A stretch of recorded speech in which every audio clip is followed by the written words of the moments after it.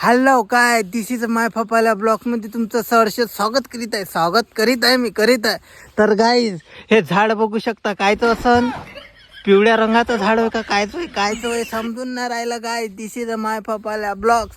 तरी पण ते झाड मला काही समजून नाही राहिलं कायचं होय का जन भगवान जाने.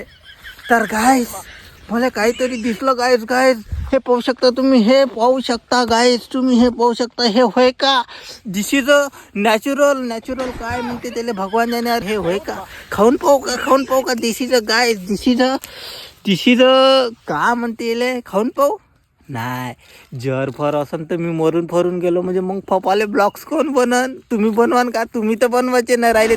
तर गाईज मी काही खात नाही मी मेलो तर काय करेन आहे का नाही बरोबर आहे ना.